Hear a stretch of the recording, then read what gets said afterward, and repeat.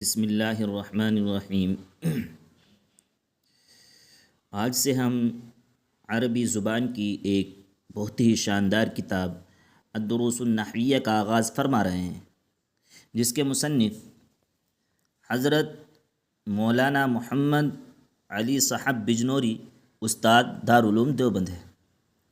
میرے عزیزوں، میرے دوستوں، کسی بھی علم کو صحیح طور پر سیکھنے اور سمجھنے کے لیے اس علم کی تعریف یعنی ڈیفینیشن، اس علم کی غرض و غایت اور اس علم کے موضوع کا جاننا بے حد ضروری ہے۔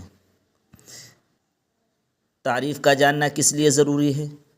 تعریف سے ہمیں پتہ چلتا ہے کہ یہ علم کیا ہے، اس علم کی حقیقت کیا ہے۔ تعریف سے یہ فرق واضح ہو جاتا ہے کہ یہ علم دوسرے علوم سے کس طرح مختلف ہے۔ فار ایگزامپل، اگر ہم فقہ کی تعریف جان لیں کہ شرعی احکام کو ان کے دلائل سے جاننے کا نام فقہ ہے، تو ہمیں پتہ چل جائے گا کہ فقہ میں کون سی بات شامل ہے اور کون سی نہیں۔ غرض و غایت کا جاننا کس لیے ضروری ہے؟ غایت سے یہ بات سمجھ میں آ جاتی ہے کہ اس علم کے سیکھنے کا مقصد کیا ہے اور اس علم کو کس کے لیے پڑھا جا رہا ہے۔ مقصد کے جاننے سے انسان میں اس علم کو حاصل کرنے کا شوق اور جذبہ پیدا ہو جاتا ہے۔ فار ایگزامپل، فقہ کی غایت یہ ہے کہ ہم اللہ کے احکام کو جان کر ان پر عمل کریں تاکہ دنیا اور آخرت میں کامیاب ہو جائیں۔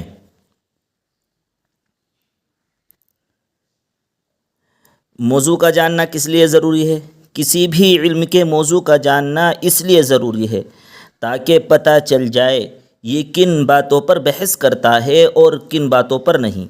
فار ایگزامپل، اگر ہم فقہ کا موضوع جانتے ہیں افعال مکلفین، تو ہم جان لیں گے کہ فقہ میں نماز، روزہ، نکاح، تجارت وغیرہ کے شرعی احکام آئیں گے، نہ کہ عربی گرامر۔ تو ہم علم نحو کی کتاب پڑھ رہے ہیں تو اس لیے ہمیں نحو کی تعریف، نحو کی غرض و غایت اور نحو کا موضوع جاننا بھی ضروری ہے۔ علم نحو کی تعریف: علم نحو وہ علم ہے جس سے اسم، فعل اور حرف کو جوڑ کر جملہ بنانے کا طریقہ اور معرب و مبنی ہونے کے اعتبار سے ہر کلمے کے آخری حرف کی حالت معلوم ہو۔ علم نحو کا موضوع کلمہ اور کلام ہے۔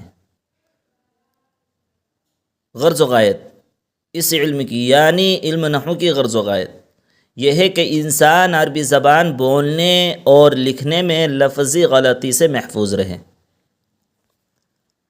لفظ کسے کہتے ہیں؟ جو بات انسان کے منہ سے نکلتی ہے اسے لفظ کہتے ہیں۔ جو بھی انسان منہ سے نکالے گا، جو لفظ بھی، جو بات بھی انسان منہ سے بولے گا، اس کو لفظ کہتے ہیں۔ لفظ کی بھی دو قسمیں ہیں، نمبر 1 موضوع، نمبر 2 مہمل۔ موضوع وہ لفظ ہے جو معنی دار ہوں، جیسے زید، یعنی جب انسان کے منہ سے کوئی بات نکلے گی اس کو لفظ کہیں گے۔ پھر لفظ کی دو قسمیں ہیں، موضوع اور مہمل۔ جو لفظ معنی دار ہوگا تو وہ موضوع ہوگا، جیسے زید۔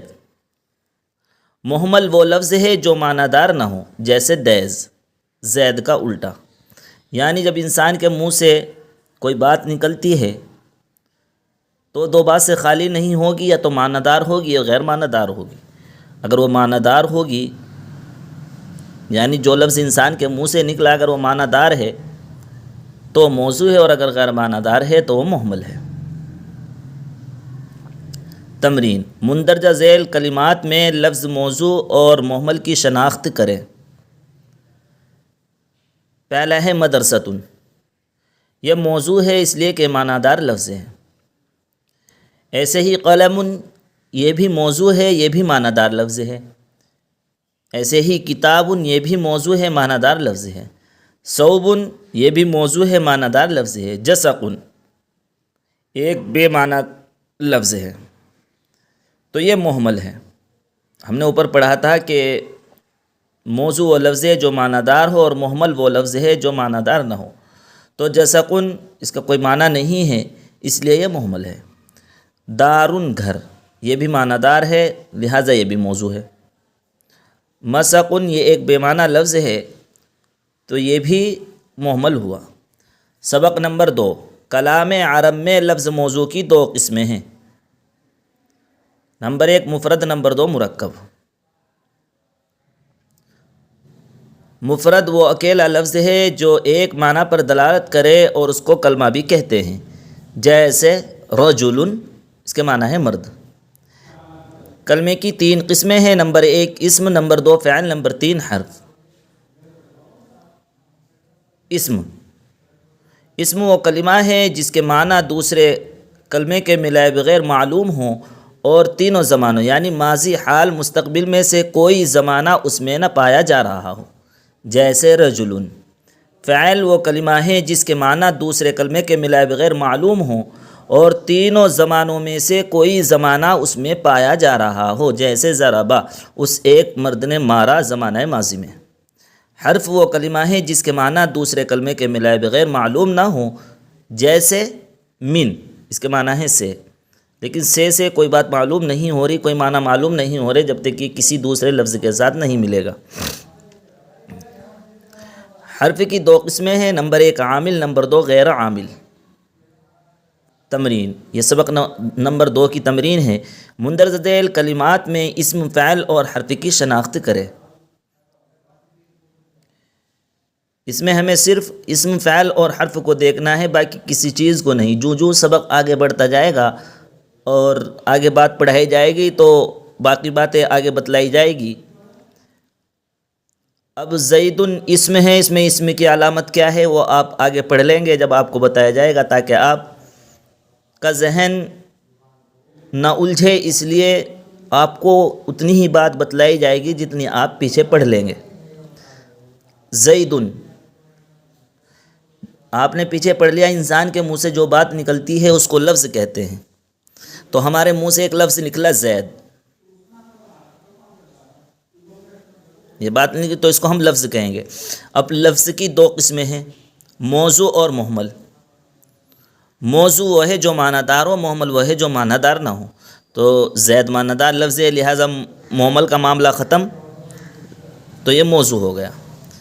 پھر موضوع کی بھی 2 قسمیں ہیں، مفرد اور مرکب۔ تو زید مفرد ہے کیونکہ یہ ایک معنی پر دلالت کر رہا ہے، اور اس کو کلمہ بھی کہتے ہیں، یعنی مفرد کو کلمہ بھی کہتے ہیں۔ پھر کلمے کی 3 قسمیں ہیں، اسم، فعل، حرف۔ ان میں سے یہ اسم ہے، اس لیے کہ اسم وہ کلمہ ہے جس کے معنی دوسرے کلمے کے ملائے بغیر معلوم ہوں اور تینوں زمانے یعنی ماضی، حال، مستقبل میں سے کوئی زمانہ اس میں نہ پایا جا رہا ہو۔ تو لہٰذا زید کے معنی دوسرے کلمے کے ملائے بغیر معلوم بھی ہو رہے ہیں، اور تینوں زمانوں یعنی ماضی، حال، مستقبل میں سے کوئی زمانہ اس میں نہیں پایا جا رہا ہے، تو یہی سم ہو گیا۔ دخلا وہ داخل ہوا، یہ فعل ہے،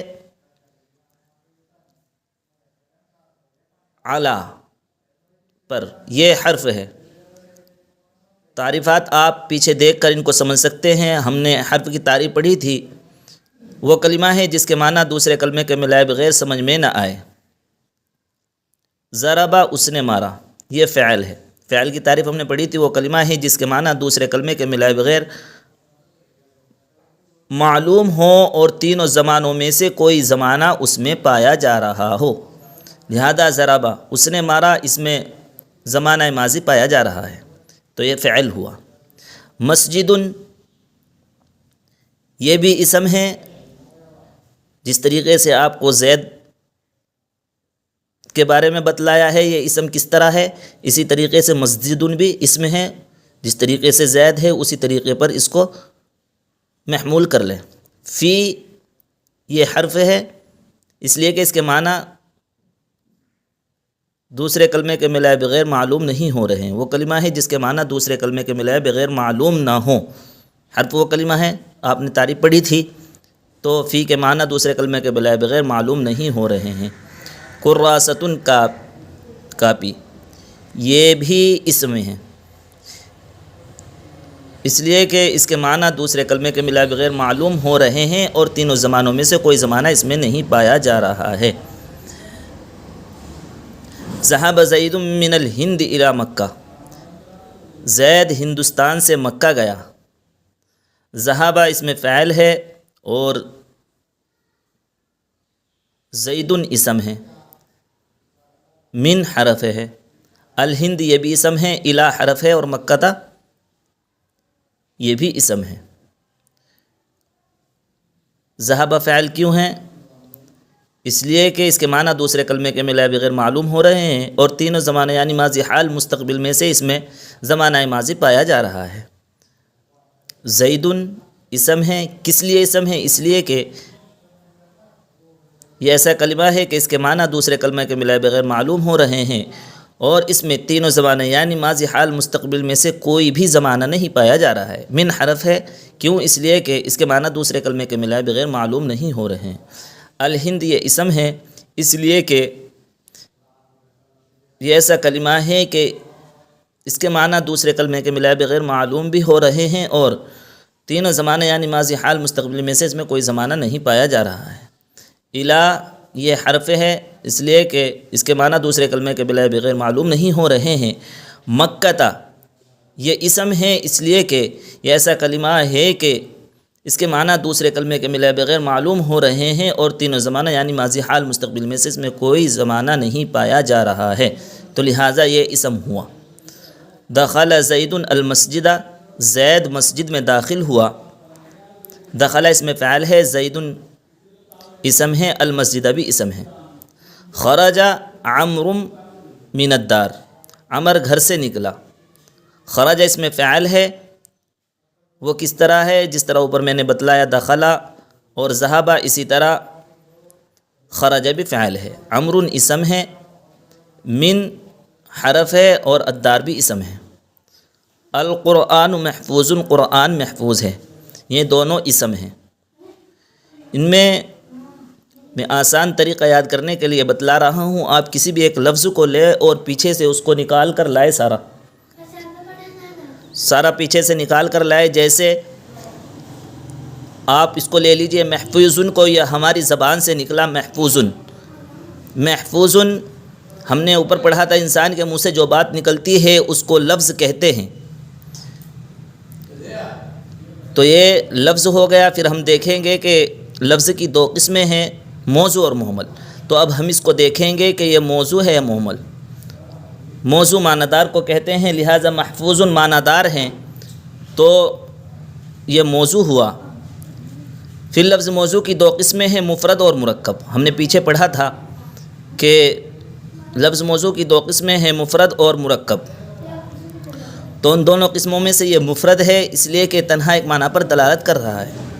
مفرد کو کلمہ بھی کہتے ہیں، ہم نے اوپر پڑھا تھا، یہاں دیکھو مفرد وہ اکیلا لفظ ہے جو ایک معنی پر دلالت کرے اور اس کو کلمہ بھی کہتے ہیں، جیسے رجل مرد۔ تو محفوظ مفرد ہو گیا، مرکب اور مفرد میں سے مفرد ہو گیا، اور مفرد کو کلمہ بھی کہتے ہیں۔ پھر کلمے کی تین قسمیں ہم نے اوپر پڑھی تھی، اسم، فعل، حرف، ہر ایک کی الگ الگ تعریف ہم نے اوپر پڑھ لی ہے۔ تو یہ اسم ہے، اسم کی تعریف آپ اوپر دیکھیں گے کہ اسم وہ کلمہ ہے جس کے معنی دوسرے کلمے کے ملائے بغیر معلوم ہوں اور تینوں زمانہ یعنی ماضی، حال، مستقبل میں سے کوئی زمانہ اس میں نہ پایا جا رہا ہو۔ تو لہٰذا یہ ایسا ہی کلمہ ہے جو جس کے معنی دوسرے کلمے کے ملائے بغیر معلوم ہو رہے ہیں اور تینوں زمانہ یعنی ماضی، حال، مستقبل میں سے کوئی زمانہ اس میں نہیں پایا جا رہا ہے، تو لہٰذا یہ اسم ہوا۔